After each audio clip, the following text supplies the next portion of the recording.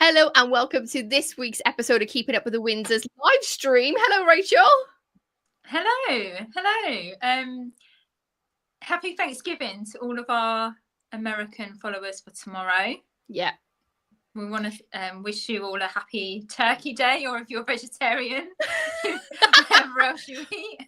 Yeah, I was going to say, what they have, don't they have tofu, snow turkey or something? I can't remember what it is. Pop it in the comments. Yeah, let us know. You say that, I mean, I am a vegetarian, so I don't even know what I'm going on about. Yeah. Welcome, Royal community, to our live stream. If you are just new here and you've never seen us before, we are Royal fans. We've been following the Royals for a long, long time. Got a podcast, YouTube, and obviously a Instagram. Did I say that? Yeah, Instagram channel. So if you want to, all the links are in our description, so you can follow us along on all the channels. And we chat about the upcoming Royal events or any news that have come up this week, and we've got a few corkers to talk about this week, to be honest, Rach. From the changes to state visits at Buckingham Palace, we've also got Sophie's got a new, was it a patronage she's got this week? Yeah. There's a lot going on. If you are watching us live, then make sure that you pop in the comments and chat along about your thoughts. Also as well, I want to give a big shout out to my mum. Happy birthday, girl. I hope she's had a lovely time. I'll be back in Cardiff. I'm turning off this fan. Remember last week I was really cold? Well, this week I'm really hot now. I brought a fan in the room, but, sorry, a heater, shall I say? A heater. Anyway, we're going to chat all about that today. And yeah. This is interactive, so make sure you pop your thoughts in the comments. And if you're watching on replay, keep them coming because we will comment along after this goes live. Yeah. Rachel, shall we get started? The state visits, what is happening? So there will be no state visits held at Buckingham Palace until 2027. That's a long way away. After the state visit by the Emir of Qatar, which is happening next week, all state visits will take place at Windsor Castle. This is due to Buckingham Palace's ongoing refurbishments, which will mean the grandest rooms will be closed. Now, the King and Queen Camilla will continue to host some smaller receptions at Buckingham Palace in the Picture Gallery and other staterooms for part of the next year until they are closed in the later half of 2025. After the closure, all royal receptions will move to St James's Palace or Windsor Castle until the palace fully reopens in 2027. Now, the King has already moved his office, meeting rooms and dining area to the Belgium Suite on the ground floor facing the garden, and the suite of rooms he is now using includes the Orleans room, which is the room that he was born in. And Shell, you've actually got a photo of what the Orleans room looks like, don't you? Yeah, now I got this from the Royal Collection Trust, so copyright goes to them for sure. But I thought it'd be very interesting to show you, Royal community. Let's pop it up there. Now, this obviously is black and white, but I just look how ornate the ceiling is, the molding, how beautiful that bed is. And this is the bed that King Charles was born. This is the room, right? So I don't know whether that's the actual bed, but this is the room in which this happens. And yeah, let us know your thoughts about this. If you are listening to us on the podcast, I'm showing a black and white video picture inside the Orleans room, and it is exactly how you would picture a state room. But this is one of the private rooms, Rach, or can you is this kind of seen as a stateroom? No, this is one of their private rooms. Gotcha. So again, this is going behind the curtain, isn't it? Yeah, so this is so that room will consist of his office, meeting rooms and dining area. So obviously we don't know which of those it will be, but that's what it's being used for. We also found out that the King will personally fund the redecoration of his private suite of rooms in the North Wing, which are not expected to be ready until the end of 2027. And the rest of the palace's refurbishments will be paid by the taxpayer. And this is the ongoing 10-year refurbishment, which we spoke about a lot of times over on the podcast over the last year or so, haven't we, Shell? Yeah, absolutely. And I guess these renovations within Buckingham Palace, they're coming to the end of their time, right? Because I think next year is the last year that the refurbishment is happening. So I think they have a lot more work to do. It's going to be quite I'm gonna be so interested to go into Buckingham Palace in 2027 and see it when it's fully done. I mean, bear in mind, some of this stuff is rewiring. It's not sexy things. You know what I mean? It's not like it's gonna be seen on Yeah. the outskirts. I think they've put like disability ramps and lifts and things like that in to make it accessible for everybody to visit or to work at. Because I mean, so many workers work at Buckingham Palace. It is a working office. And just as you said, Rach, this is being funded by the king for this part of it, not the other parts. And it's going to be, I don't think we're going to see a picture of it. Let's put it that way. I think it's going to be very private. We're just going to, our imagination is where it's at. Yeah, absolutely. Building work will be paused during the summer months when the staterooms are open to the public. And this year, the summer opening included access to the East Wing, open to the public for the first time, with a record of over 600,000 visitors, the highest number since the opening of the palace began in 1993. Wow. That's incredible. That is amazing, isn't it? And we were talking about this. I would love to go and see those videos. I mean, obviously we've seen photos, we've seen videos of it, but it just looks marvelous. And I think like we've visited Buckingham Palace so many times that it kind of needed something new for us to be like, okay, let's go there again. Because once you've kind of seen the staterooms and you've been in that, we'd only really go if there's certain exhibitions on that we really want to see. Otherwise, it's something, same with Windsor Castle. We've done that so many times now, haven't we?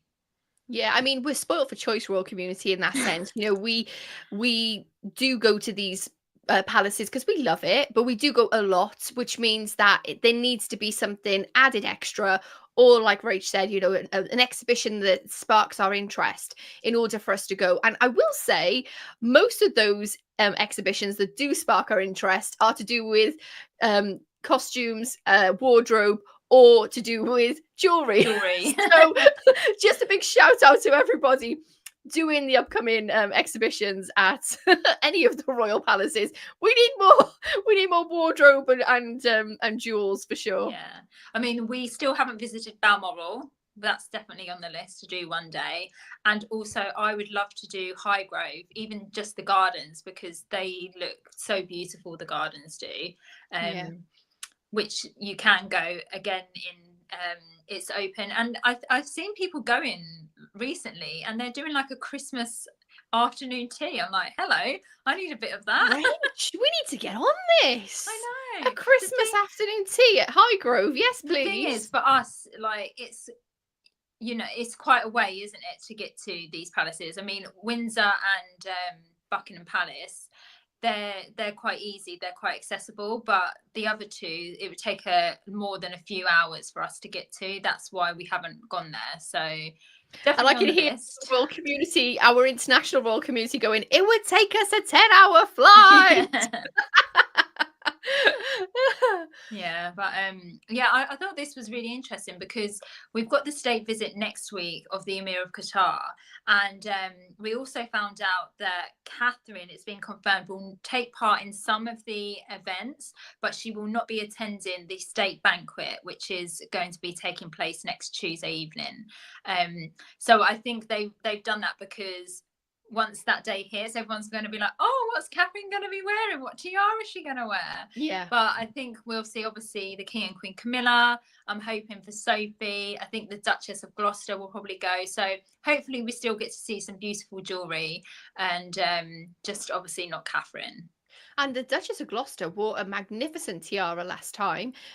So I'm hoping, fingers crossed, she's going to bring some more out the vault. Come on. Absolutely. And also, Qatar have some incredible pieces as well. So I'm really excited to see. I mean, when we had the Japan state visit, we preferred some of the jewels that the First Lady the Empress, was wearing. Empress, yeah.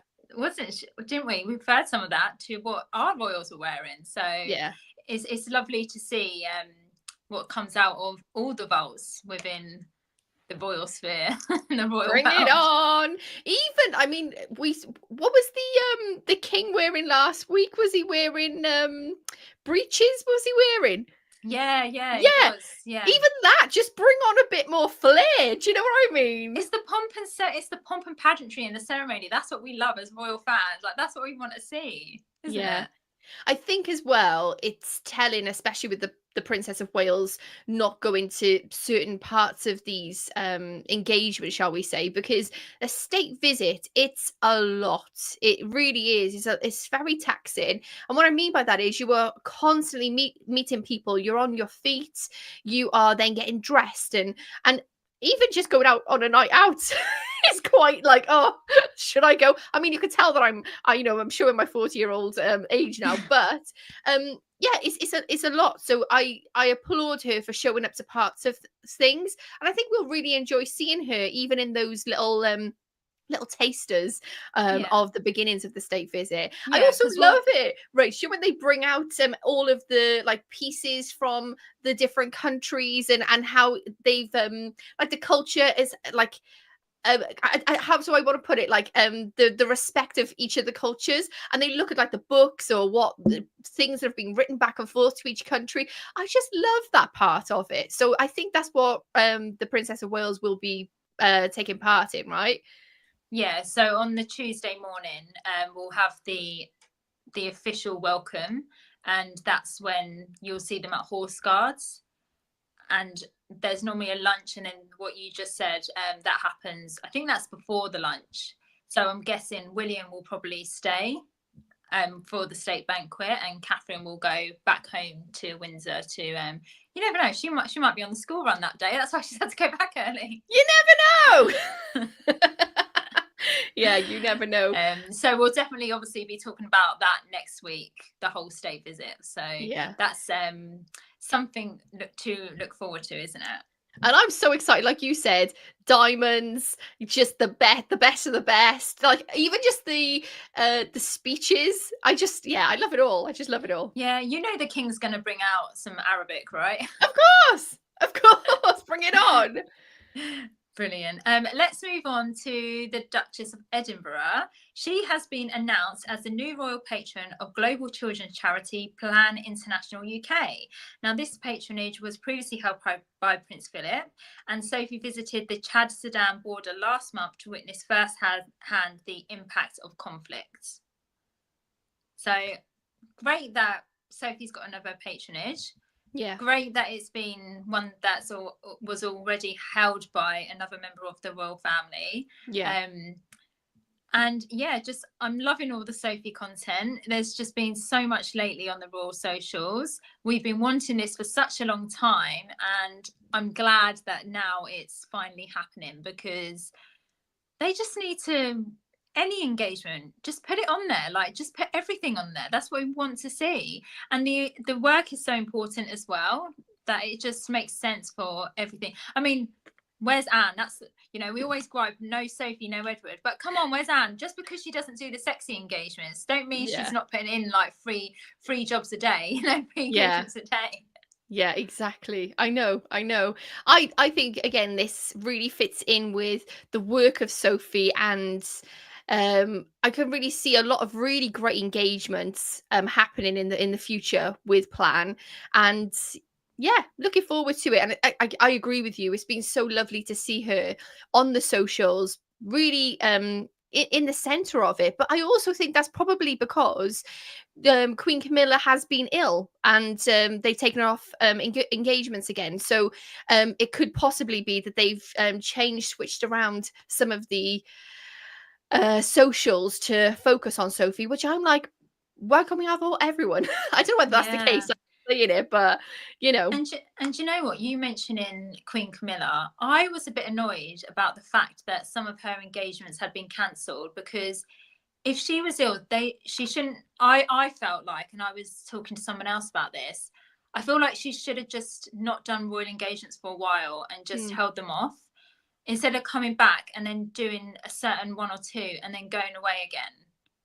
Because at the end of the day, she's in her 70s, she needs to look after her health. And if she's not fit to be on these engagements, then, it's just a shame, because she needs to be out there. She needs to obviously be seen that she's working.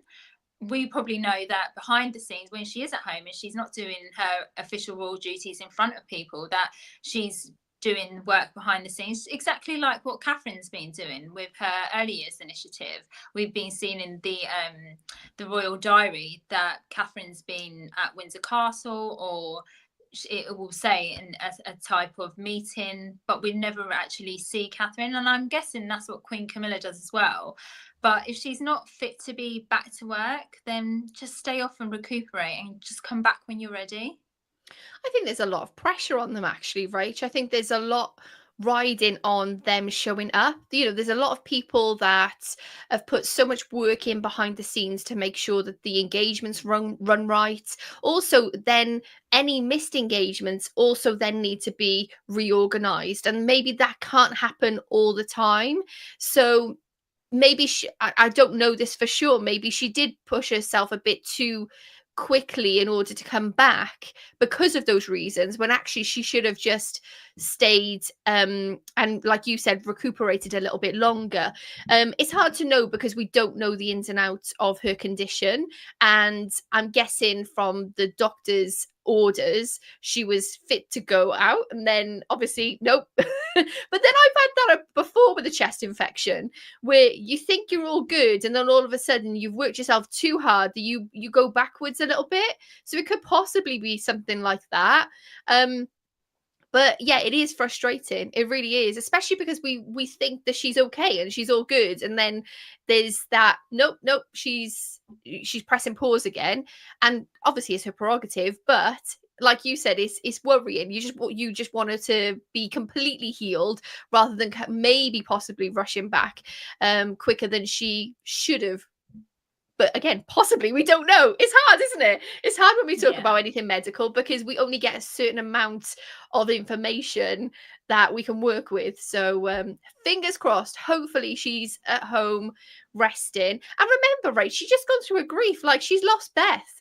That's a lot to deal with, isn't it? If anyone has had a pet, and you know, losing a pet is really, really hard.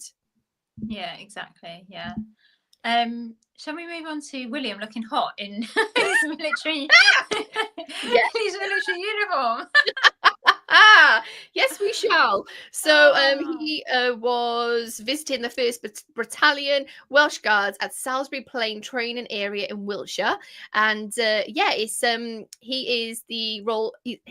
He's got the role of Colonel of the Welsh Guards. So I think this was just like, hey, show my face, let's put on an army uniform, and let's, you know, I think he was like doing some shooting as well, right, Rach?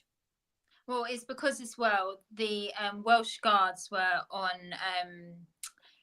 so like when Trooping the Colour happened, the Welsh Guards were on parade, so they were like trooping their colour, were they? Yeah, they were acting the troop. Yeah. And so they've now gone back to being military instead of ceremonial. They've gone back to I can't think of what they would call it in military terms, but operational, I guess. Probably. Yes, yeah, operational, that's it. Yeah. And yeah, William in his, you know, army uniform, I was like, hello. Hello, sir. Hello. And then we saw him doing some shooting. I was like, bring it on. There was a lot in the press showing a picture of him when he was little, dressed in army stuff, and then a picture of him with his army stuff, obviously 40 plus. And, you know, maybe sometimes I forget that they've got such a pivotal role within the armed forces. And you know, when we see them at these glitzy events, you know, we got the King going to Gladiator 2, they were at the Royal Variety Performance. You think of them in this more kind of, like I say, glitzy kind of, are they celebrities, are they royals? But then when they're in these types of engagements, the duty and the full all-encompassing magnitude of their role comes into play, and sometimes, you know, we can forget that on a day-to-day basis, so it's important. It really is well, that's all we've got for this week, isn't it? We've not really heard much else in terms of like big royal news. I'm guessing because they know that they've got the state visit next week, so especially the King and Queen have probably resting up for that, because it's only on for 2 days, but it's a full-on 2 days. So And expect to see a lot of news next week coming out to do with the state visit. yeah, absolutely. Rach, I got a question for you. How are you feeling about state visits moving to Windsor Castle whilst the renovations happen at Buckingham Palace? Do you know what? I think Buckingham Palace is kind of like the royal hub, isn't it? When you think of royals, you think of Buckingham Palace. But I think it will be nice for it to be moved to Windsor to have a different taste. I'm guessing if certain events take place there, the Great Hall, that's where Harry and Meghan and Eugenie and Jack, they both had their wedding receptions, and we've been in there before, and it's quite a large room. There's a different vibe to Windsor Castle than there is to Buckingham Palace. I would say Windsor Castle is more grand. When you think of a palace, you've got, you know, the chandeliers and the gold, and Windsor Castle doesn't have that. It's more of a military feel, isn't it? It's more rustic. There's lots of like beamwork. It's a very different feel to Buckingham Palace. And I think as well, because it's not in central London, it's going to be a bit strange for whoever's visiting to come out of London to go to Windsor, because especially where Buckingham Palace is centred, it's near everything. Like, you've got Horse Guards up the road, you've got you know, Downing Street, you've got Westminster Abbey, you've got so many things that are nearby to Buckingham Palace, which is what is usually visited on these state occasions. So I think it's going to be interesting to see how that you know, rolls out. But I feel like it's not really a royal event until it's at Buckingham Palace, if that makes sense. What about you? And I think, yeah, I mean, I guess it depends on whether you like change or whether you like familiarity, because yeah, you're right that the room in which they hold the state banquets, it's magnificent for a state banquet. Like you said, Rach, there's this different feel to Buckingham Palace versus Windsor Castle, and I think the feel is going to be very different in the Great Hall of Windsor Castle versus the I can't remember what the room is. It's the music room, isn't it? Is that what they call it, with the big organ in it? Within Buckingham Palace. It is yeah, I think you're right. It's going to feel different. I don't know whether I'm gonna like it. I'm sure it'll be fine. I'm sure it will be amazing. Well, you I'm haven't got sure a it will. choice. I'm trying to convince myself it will be amazing, Michelle. You'll be fine. You'll be. I'm like, come on. I think what's going to be really interesting to see actually is receptions at St James's Palace, because we don't really get an insight into what St James's Palace looks like. The only time we've really seen it is when the proclamation. King had the proclamation. Yeah, exactly. So I think that will be interesting to see, because I don't think it will feel grand like Buckingham Palace does, but I think it will just have, again, another totally different feel. Yeah. And you know, Windsor Castle, you're walking past a full armor, like suit of armor that King Henry VIII wore, you know? Yeah. And then there's all these swords everywhere. Whereas the other one is like, look at this grand organ and have a look at this lovely Order of the Garter on the you know, don't get me wrong, Windsor Castle is beautiful in its own right, but it's not a palace. It feels very different. So yeah, and you know, people stay over at Windsor Castle all the time, you know, dignitaries and celebrities and whatever. If it's good enough for them, and if it's good enough for all the royal weddings, it will be fine. It will be. It'll just be different. Yeah. And I think that's it, isn't it? I remember when we went to Windsor Castle, it was when Beatrice's wedding dress was on display, and we were told that Daniel Craig, who played James Bond and obviously did that skit with the Queen for the Olympics, actually spent a night at Windsor Castle, didn't he? He went for a dinner there and he ended up staying the night. I mean, hello, where's our invite? Yeah. We're not James Bond, but I know, could you imagine? But that's it, isn't it? You know, it's got a charm of its own. It's not my favorite place to go for as a royal community member, but I will say it's remember before Buckingham Palace was even a thing, Windsor Castle was the place to be, you know? So yeah, I'm sure it'll be fine. Keep telling yourself that. Oh, right? I know. It'll just be different. And different's not bad. It's just different. Royal community, thank you so much for joining us this evening. We are so excited to bring you the state visit next week. So make sure you tune in. It's going to be at 8:30 Greenwich Mean Time, and this on Wednesday next week. So we are looking forward to filling you all in on what is happening. Well, our YouTube live will be at 6:30. What did I say? 8:30. No, we'll be here at 6:30. My brain is telling me 8, but we will be here at 6:30. You can tell I've had a bit of time away from everything. Thank you so much for being here. If you want to be part of our VIP Royal community, you can. I've popped the link in the description. We have a monthly Zoom call. We have a exclusive Facebook group that we chat everything royal in. So if you want to come on over and join us there, you're more than welcome to. And Rach, anything else we need to say? Just thank you as always for being here, and we'll see you next week. Yes. Oh, also as well, if you want to join us over on Instagram, come on over, Keeping Up with the Windsors pod. Oh, hang on a minute. I think we might have a comment. Bear with me. Greg has said, hello, Greg. I just realised I haven't done the comments. Happy birthday to Michelle's mum. Whee! Thank you. And Greg also said, I'm thinking the Princess Royal might be at the state visit too. In the Royal Diary, she has a cancellation for 12 out of 3 engagement. But does that make 12/3? Which is the same day of the state visit. Coincidence? Sorry. 3rd of the 12th. I just got it because we write the dates the opposite way. The 3rd of December, which is the same day. Oh my gosh. Okay, well, fingers crossed for that. Fingers crossed. Thank you so much for being here, everybody. We will see you next week on Keeping Up with the Windsors.